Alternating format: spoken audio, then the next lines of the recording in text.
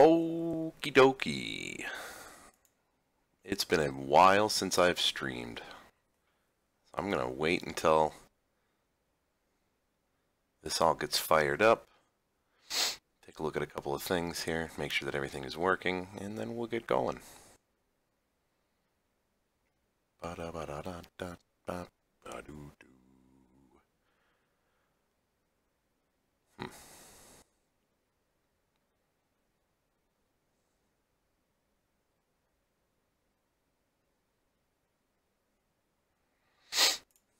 Take a look at something over here.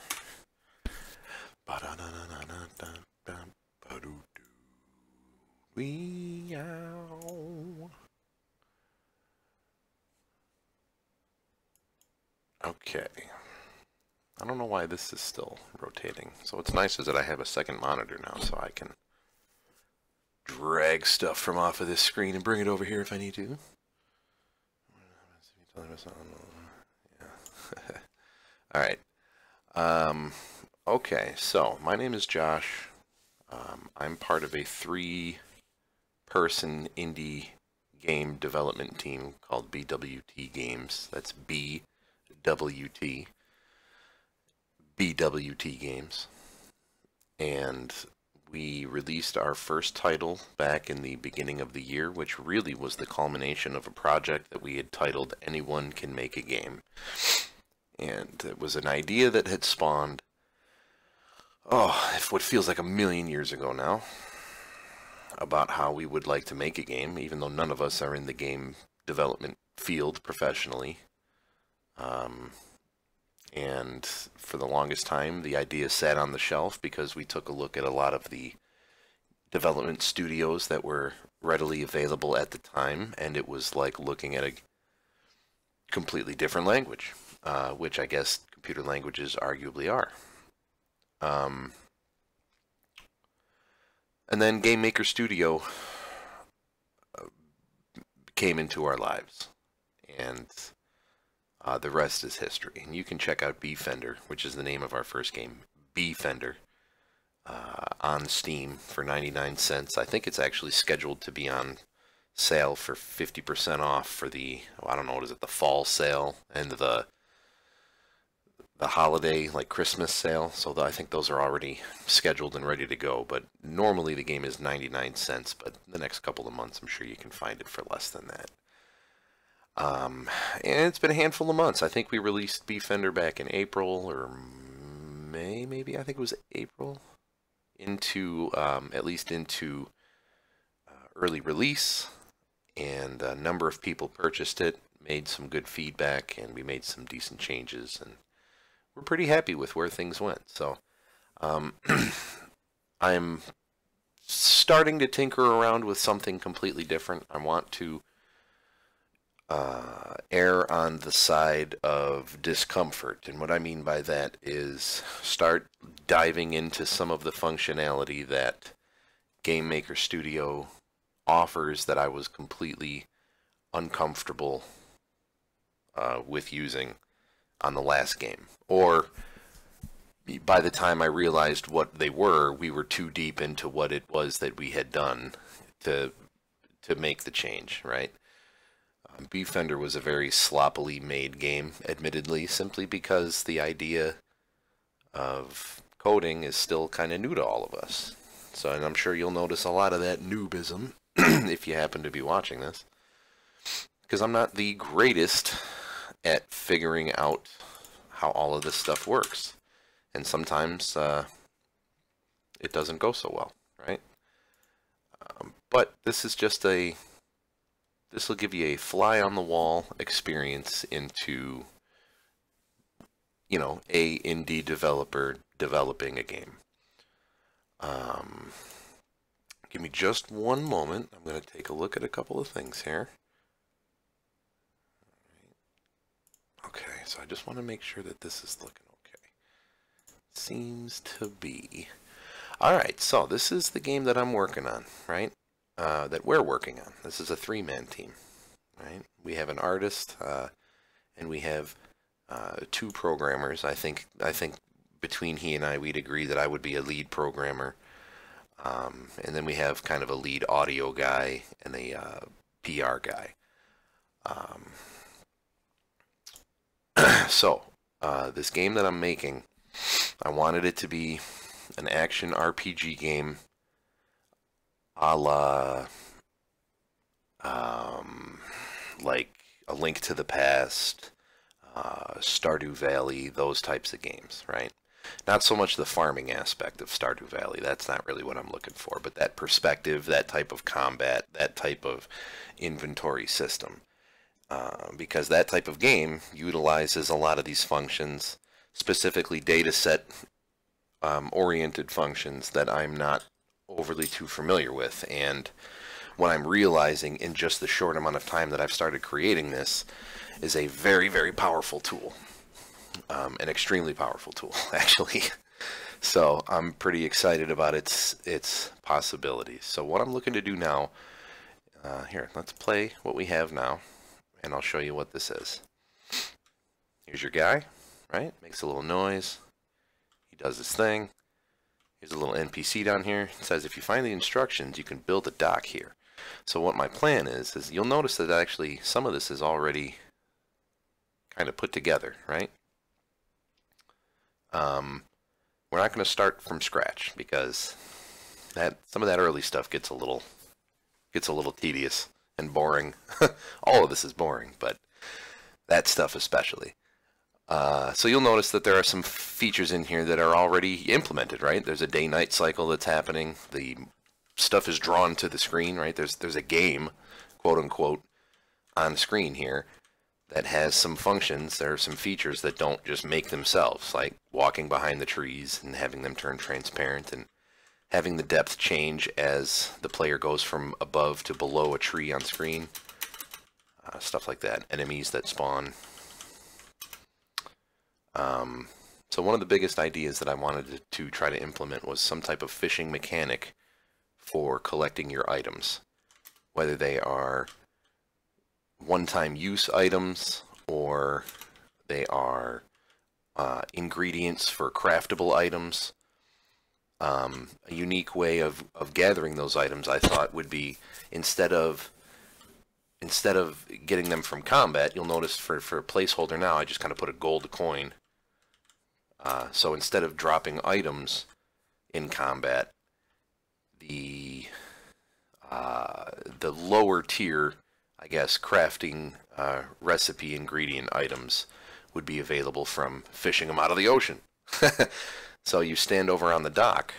Now, once you're on the actual wood piece, right, if I'm here and I press the E button, nothing works, right?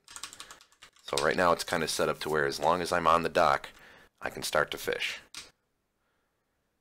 Charge it up, throw it out there into the water, let that bobber sit while we try to pick up some,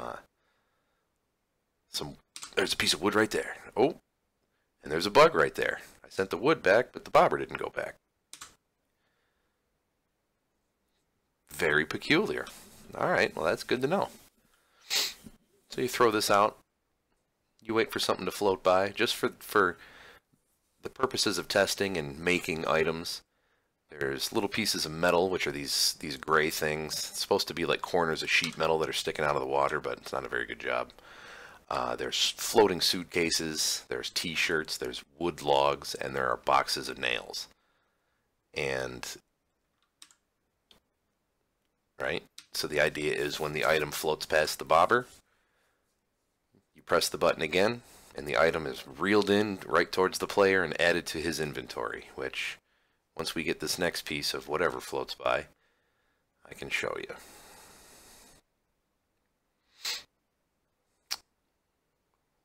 This might be a long wait. Oh, suitcase? Box of nails? Boom! Alright. So now there's the items that we have, that we picked up, right? Yeah, that's pretty cool. And you'll notice some numbers that are changing in my output down here in the editing studio. You'll see that one of the last things I was working on was some of the inventory stuff, so you can, as I'm moving the mouse around there, it's changing what,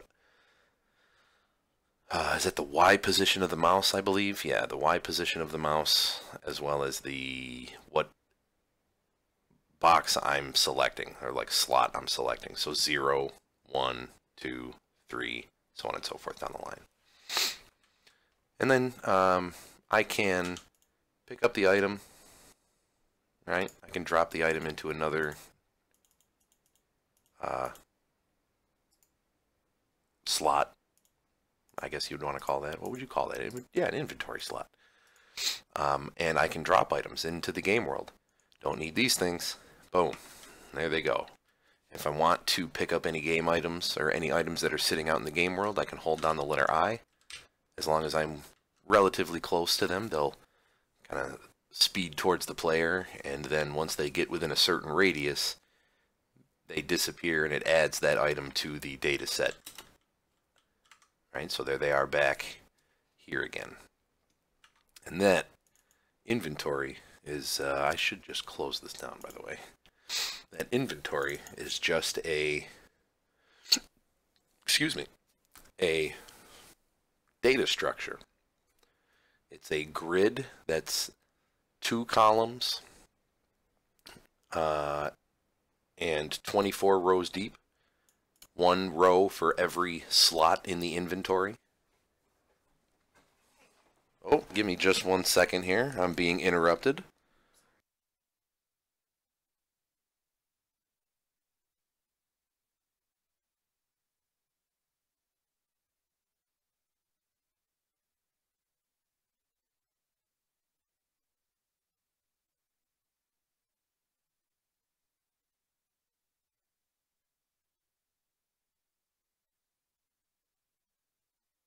Give me 1 sec, everybody.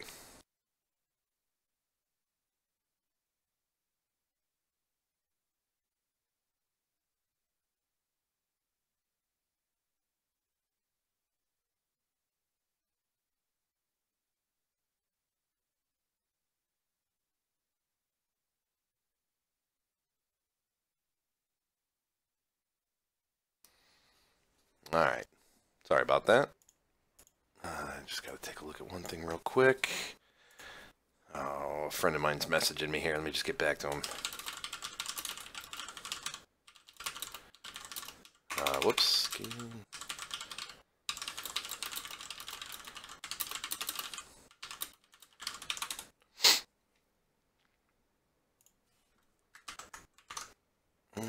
Boom. Bam.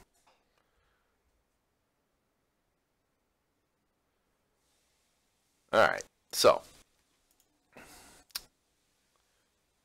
2 columns wide, 24 rows deep, right? Here I've created a quick enumeration of those items so that they're just easily represented by numbers. And then, where is it? The dropped item. Is this the one? Is that?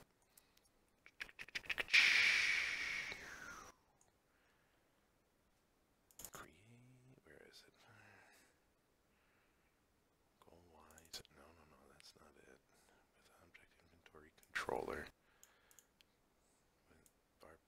Check if item is already in inventory. Yeah, so this is where all of this is. I'm actually picking up the items by holding down the letter I, right? And then it runs through some various checks. Like I'm creating a couple of variables, local variables, that will only run within this code block. So PX is going to get the player's X position, the player's Y position, and then we're creating a variable of a radius. It's not really a radius because I'm checking for a point within a rectangle. So, you know, whatever you'd want to call R for a radius for a rectangle. I'm not quite sure what that is. And then it, as the item continues to get closer to the player, eventually it places it into the data set here, right?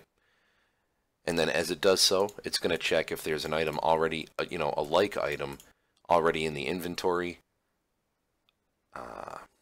and so on and so forth, right? So it'll stack on top of any like items, or it'll take the next available empty slot if there are no like items, right? Or it won't allow you to put anything if everything is full, right? Actually, I don't have any type of debug for that or any type of in-game message yet that says that, hey, your inventory is full, so you'll have to drop something.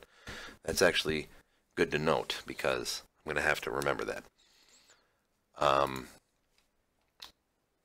So the what I'm trying to work on today, tonight, is a depth controller, right? Right now you'll notice that like as the player walks in front of a tree, he's drawn in front of the tree.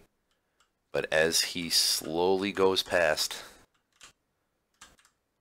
a given position, he's drawn behind the tree, right? And that's simply done by making the depth of an object equal to its negative y, right within its step phase. So like every frame, it's checking what an object's negative y position is and equaling that to be its depth. So essentially, the lower my y position, which would be the higher up the screen I go, the lower my depth number would be, right? And so the lower the depth, the closer to the player the instance is, right?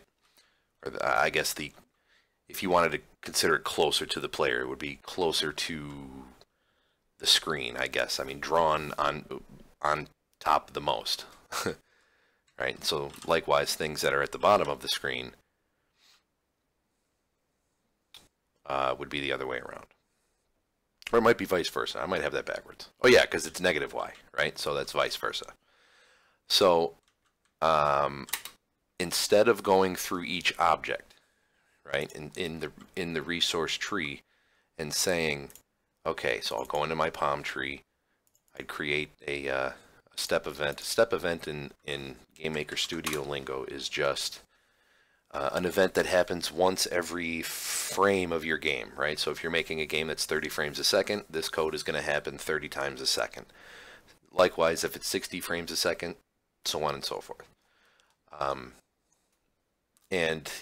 Instead of coming into each individual event or individual item and labeling, depth equals minus y, I should be able to create a controller, like a single instance, a single object, create a data structure, and then within that same object, we'll create some way to find all of the instance IDs for all of the objects, of the instances of objects that are on screen, and what their current Y position is. So it's still the same, it's still going to work by the same theory, right? It's going to be looking at every object's Y position and then equating its depth to whatever the negative is of that. But it's going to all be done and calculated within a single object. So like if we need to change the system for whatever reason, we can do so just within one object, as opposed to going to every single item or every single individual object and changing those values, object by object, right? So at least that's the plan. I'm not quite sure if the functionality exists. It has to, right? We'll figure it out. So we're just going to call this, it's a new object.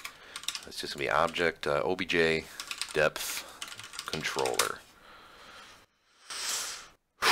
Okay, this is where I'm not quite sure how this is going to go.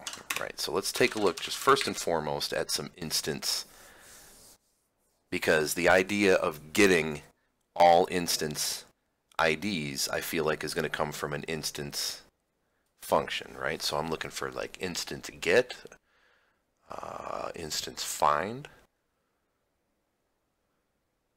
instance ID get. Let's see what that does. All right, with this function you can get the unique ID value of any instance from the currently active instance list. You give the index in the instance list to get the ID from, and the function will return the value for storing in a variable. Instance ID value, so instance.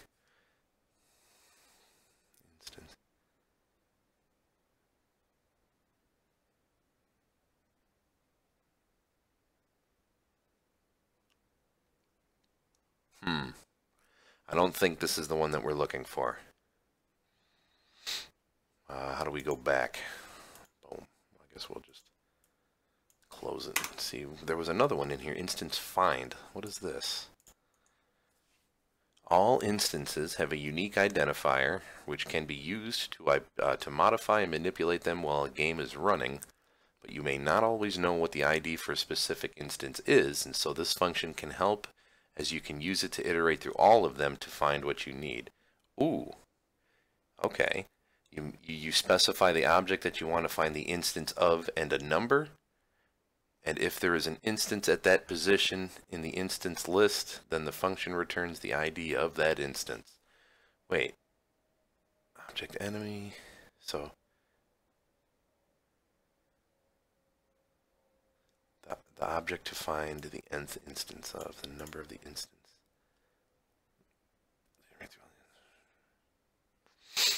Okay, so here I think we might have something here. Right? Because one of the things that I think I can put in place of just a single object is a built-in a game maker specific. I wouldn't want to call it a variable, but it's a here. Let me show. So instance find all, a constant. That's the word that I was looking for, or a macro. Right, something like that. All instances currently active in the room.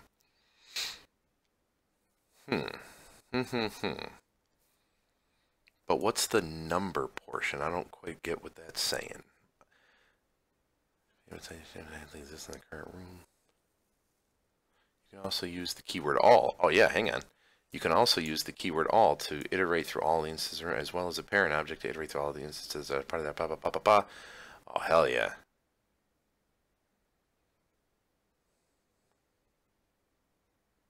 And any instance can be in any position. The maximum value for n in this function would be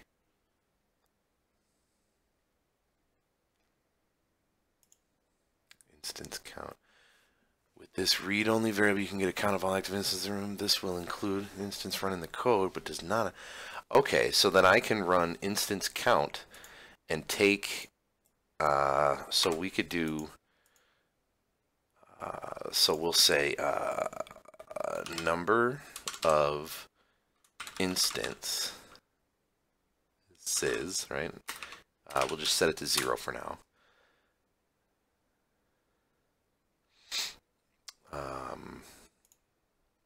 What the hell was that function called?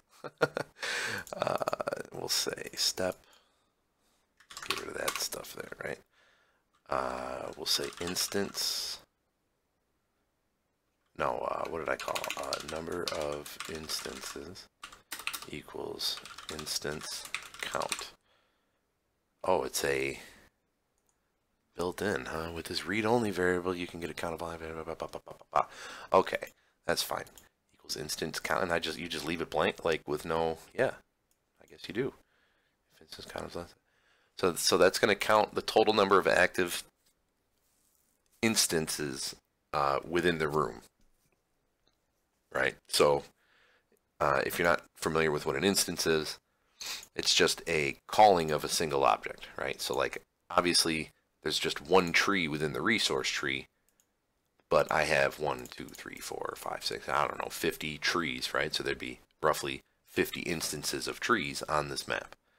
So what this is going to do is count every object, every instance of an object down here, and it's going to give us that count that we can then pass through to the instance find function.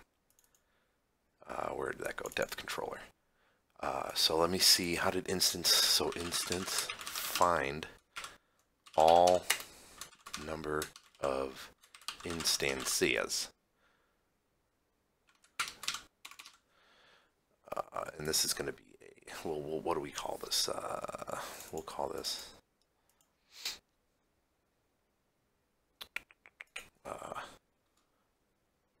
instance IDs equals 0, right?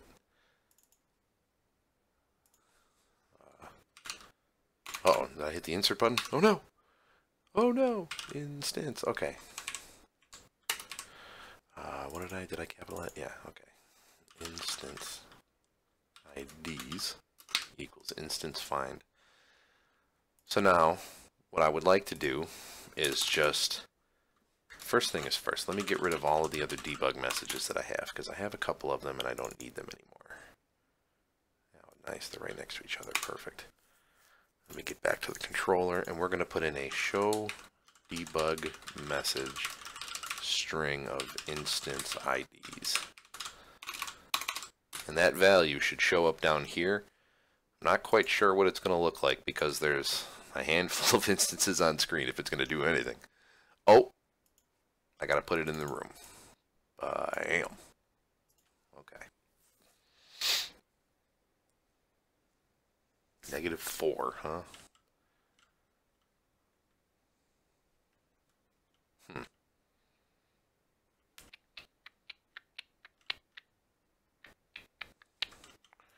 Wait, and how did this work?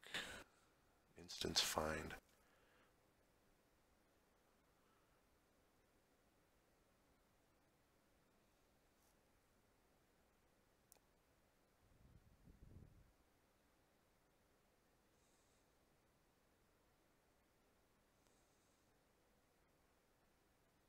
Oh, it's an array. Oh.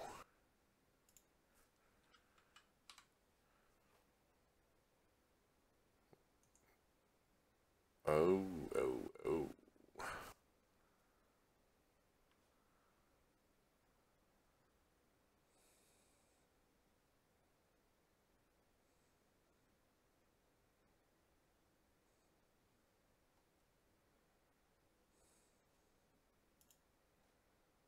Hmm.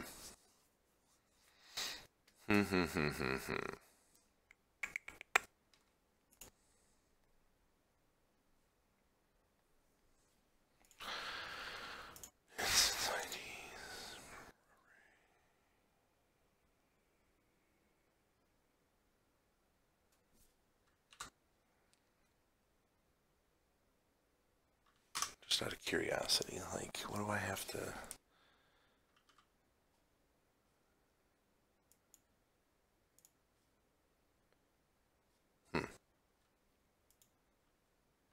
Oh.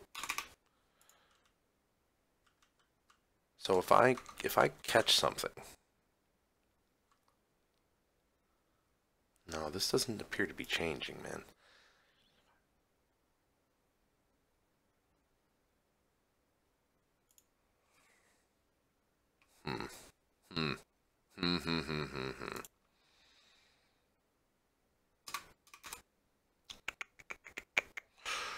Boy, I wish some people were watching. Somebody here knew how to do this. Number of instances equals instance count, right? So let's, just out of curiosity.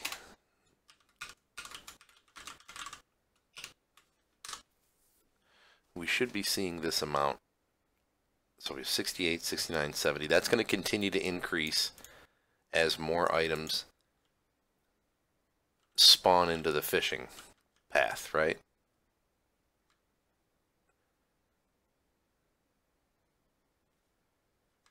Wait.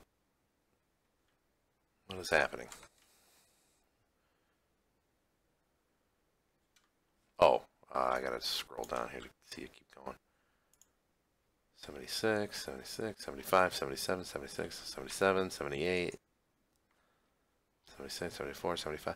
So what's happening is grid 2 index out of bounds, right? That's nothing. That's for the inventory. So what's happening is as items that are floating by lower, when they go off screen, they destroy, right? So this number is always going to kind of bounce around the same, like as low as 74, as high as 78 in there somewhere, right? Up to 80 maybe.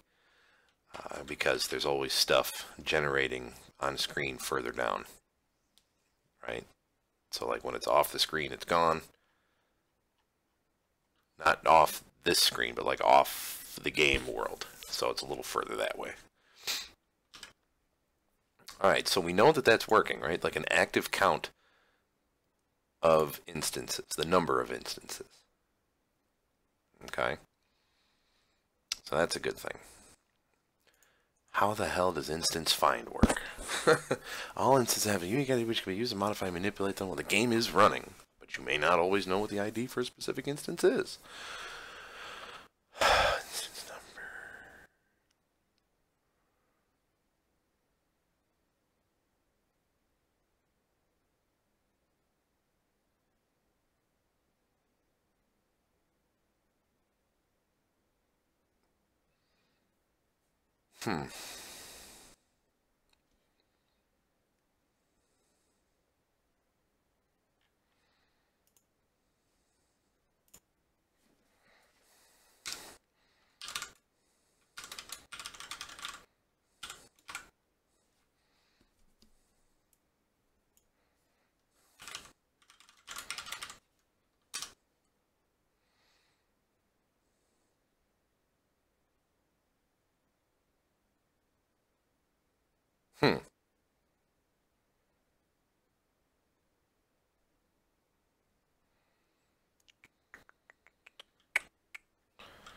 So these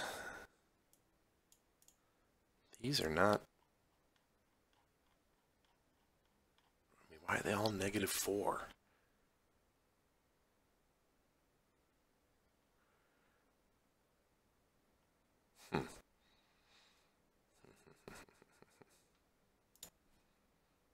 I'd have to think of another way to do this, right?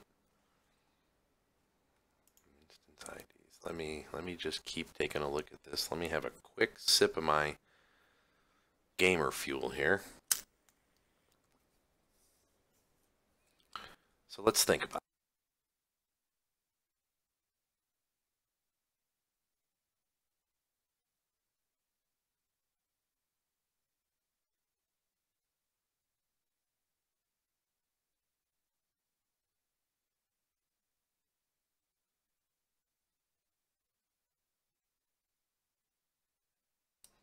Sorry about that. I accidentally unplugged the mic.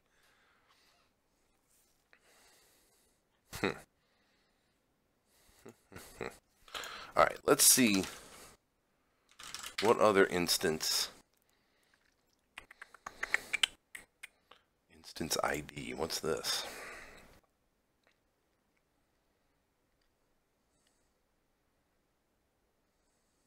Wait a minute.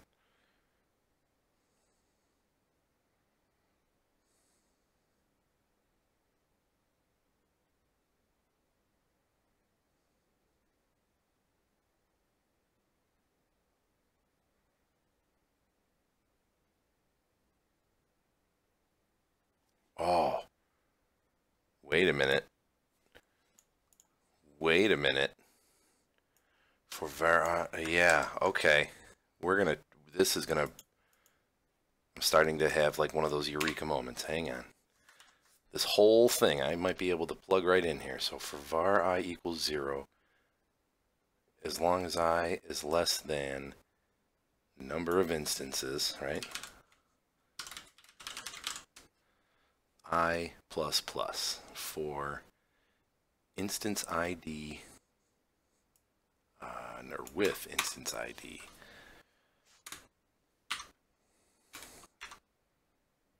Why is that not tabbed properly? Are these 4 spaces? 1, 2, 3, 4, 1, wait. Hang on. These, first of all, these go here.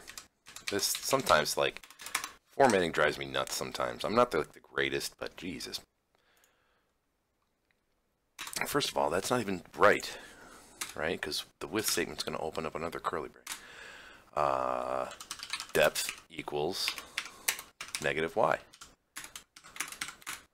So, that should roll through every instance. I don't think I need any of this. Just number of instances. I probably don't even need to make it its own variable, but with instance ID I, depth equals y. So first thing I'm going to try is taking away the depth stuff. right, from the things that do have it. Did I put it into the... Yeah, depth equals negative y. This is what I was using before. My first fix was a... just... if the y of the tree is less than the y of the player, then make the depth of the tree whatever the player's is plus 1. Otherwise, make it whatever the player's is minus 1. So it would like flip back and forth to in front of to behind the player, right? Plus 1, negative 1. The problem that I was having is that every tree is... sometimes trees were bouncing around in front of each other, right? Actually, I'll show you exactly what I mean by that. There's a good example of it. What the hell? Why is that showing up?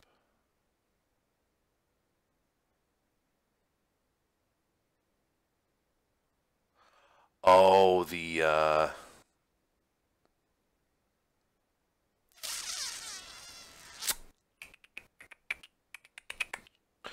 yeah, that's going to be a problem. I just realized that. Where is my parent object? Part collision. Damn. Because the way that I do my collision, I guess that's okay. I can always come in there and like omit. Whoops, what the hell happened to my... and omit my collision boxes from this depth system, because that's what's happening, right? Is it's seeing those depth, those collision boxes that are out in the water, right? And I use that so that the player can't walk out into the water, and so that the what are they called? The little slime things that show up don't spawn out into the water and move out into the water also. But because they're so low on the screen, right? They have an X of, or a Y that's down here. Wait, that doesn't... Yeah, they're showing up front, right? So essentially, like if I were to get rid of the star, so that should fix that, and it should also still show my tree issue. All right, there's a good example of it right here.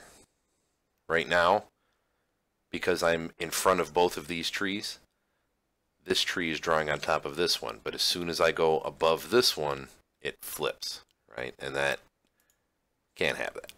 It looks sloppy. And that's terrible. So the idea is to go back to something like this. And where the hell was that? Was it in the player? No, where the hell was the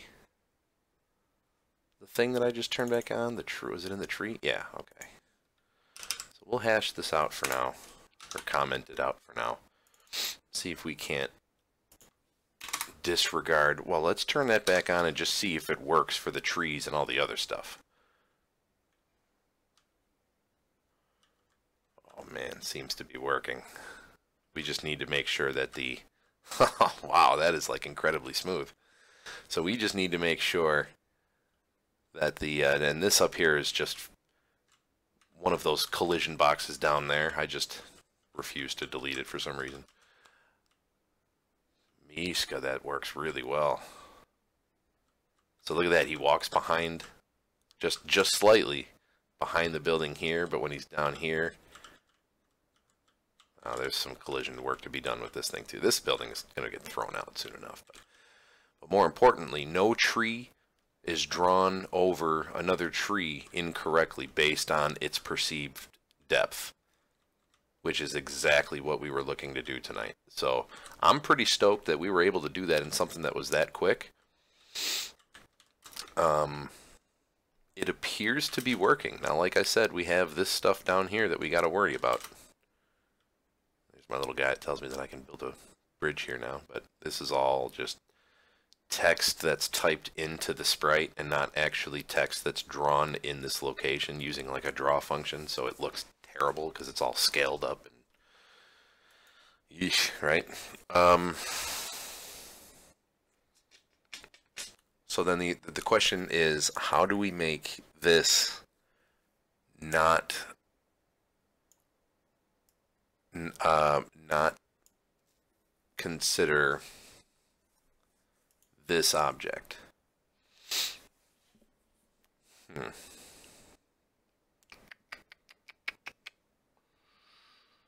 That's a good question, right? Because right now, number of instances equals instance count. So it's pretty. It's not segregating, man. If you're an instance of an object, you are in the loop here. Literally, you are in the for loop, right? Because that's all that this is checking for. So is there a way? I bet you I could just...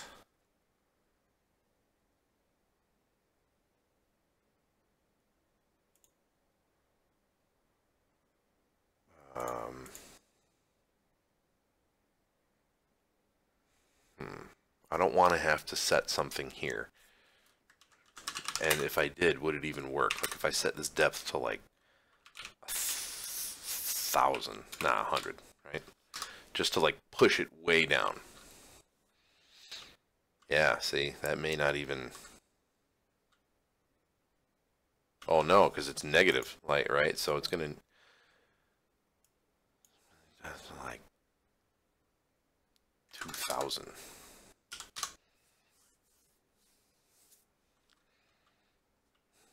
Uh-oh. That's not good.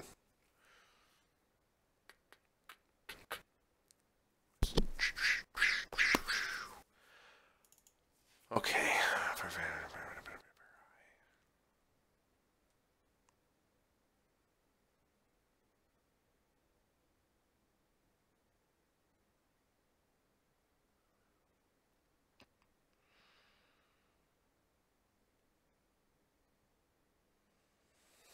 Is there... Not. What is not?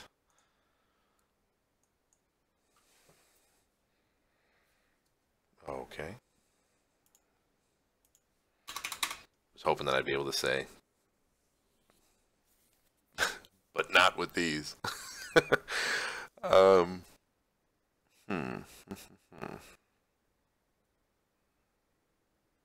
I'm close, guys. We're close. There's nobody here watching, so I guess I'm close. Which is a shame, man, because I really was hoping that somebody would want to come and watch this.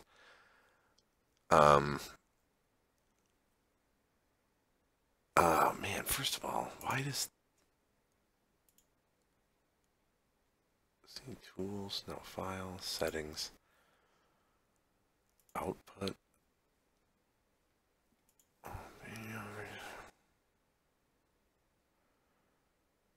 Stream, output. Why does my stuff look so bad? Like I'm watching my own video here, and it looks like shit. Broadcasting and give me that 720 goodness, man. What am I doing? That looks a bit better. All right.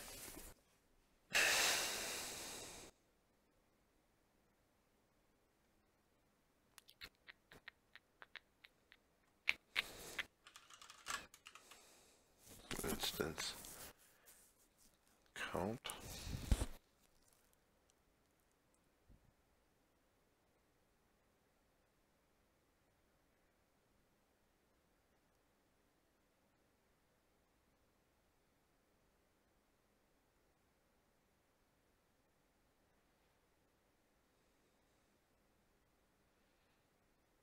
Instance ID get.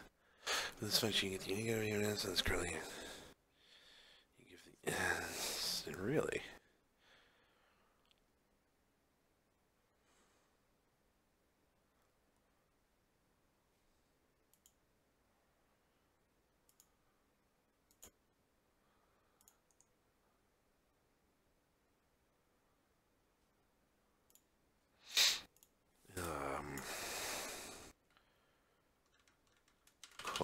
We'll call it, which one do we use? We can get rid of this one. We'll call it collision collision IDs equals 0.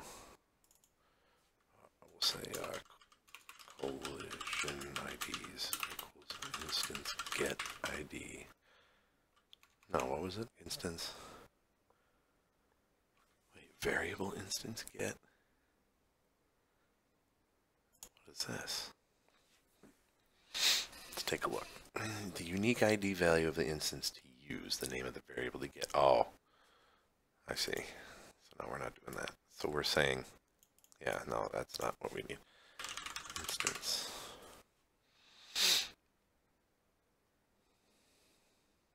ID get. The index from within the instance list from 0. What?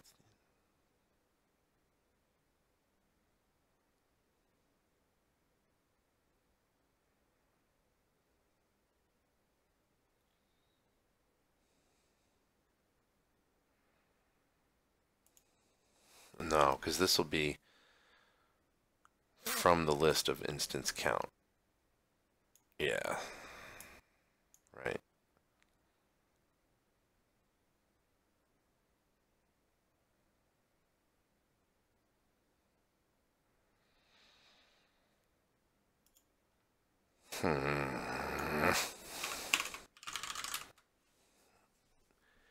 Instance change, activate object, exists, instance exists.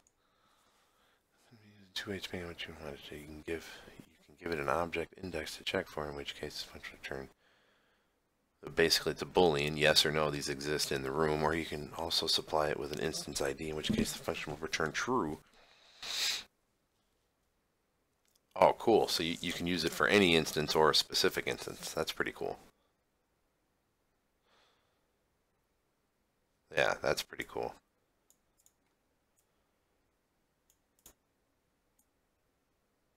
So instead of saying it's just a different condition, something similar to like when the object is destroyed, like so like if object enemy destroyed, instance destroyed, yada yada yada, right? Like in this fashion, like adding an actual event.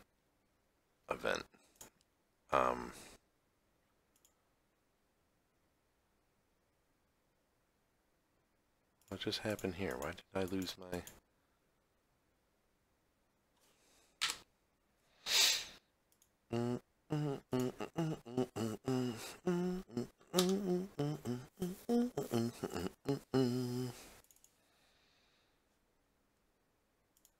Where is it getting off saying 4? What the hell changed here?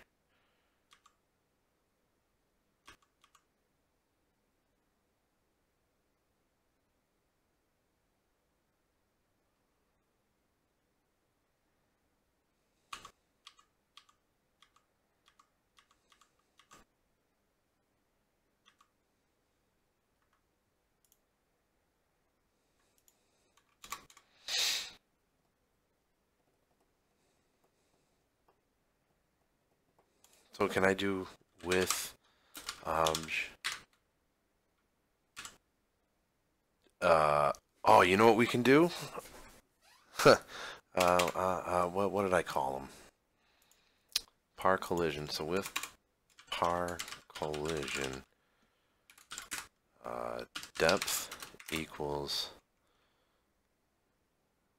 number of instances plus 1.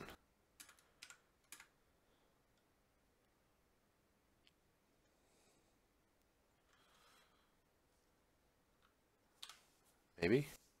Maybe not? Maybe? Nope. Oh, par collision. No of instances. Oh, that's right, because I'm accessing a different object, and number of instances is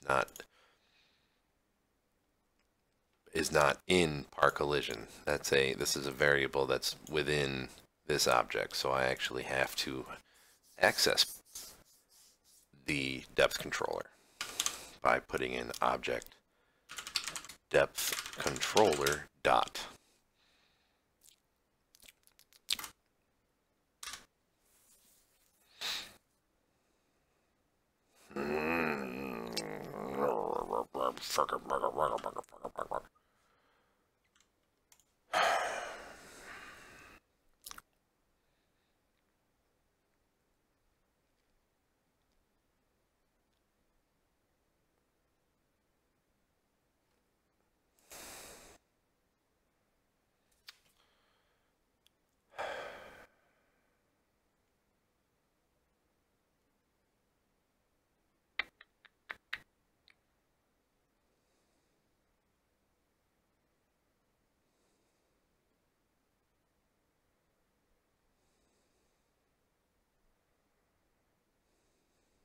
Hmm.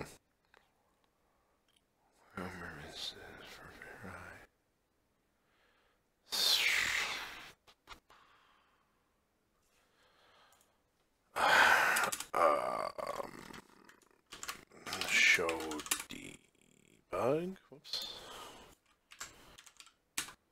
No, I have nothing. Okay. Show debug message. Oops. String on depth controller dot depth. No, not depth controller. Fuck.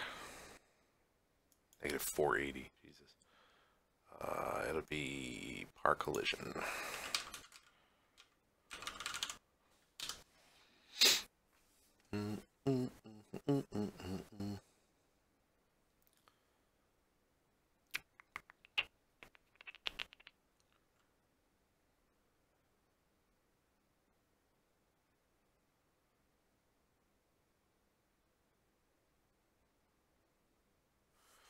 Yeah, here's the thing though. These are supposed to be within their own like layer. Like why?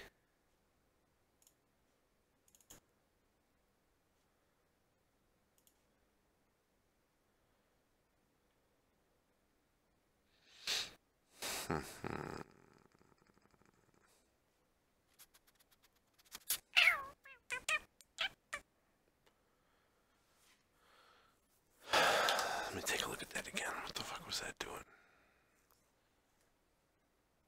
So its depth is continuing to...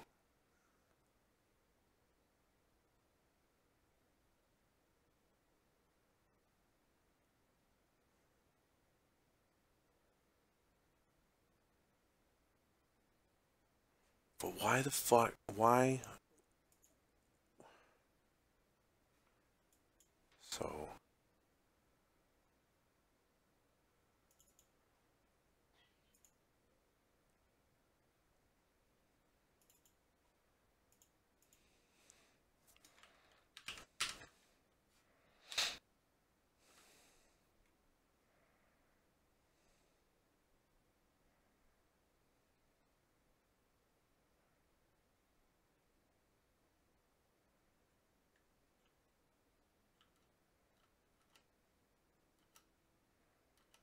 Hmm.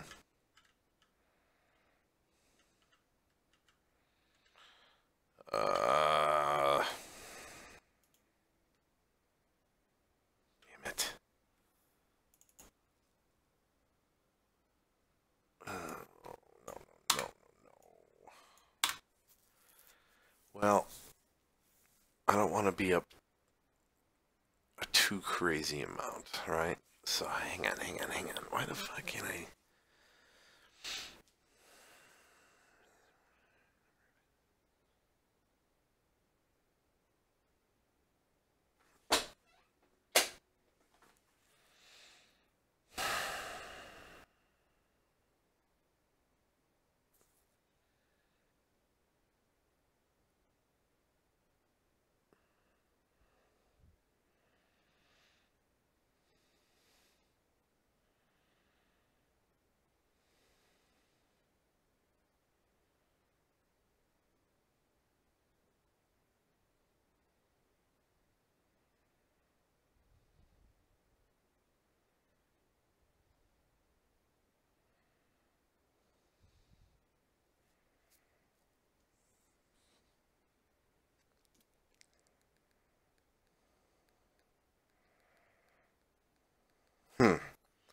just sitting here thinking, and I'm not able to come up with anything.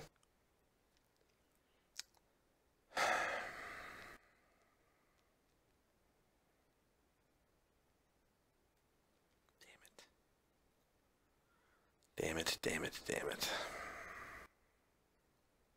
Well, listen, I'm not gonna sit here on this stream and do nothing. You know what I mean? So I think I'm gonna end the stream and continue to work here and, well, quote unquote work and do nothing. Okay. Yeah, I think that's what we're gonna do.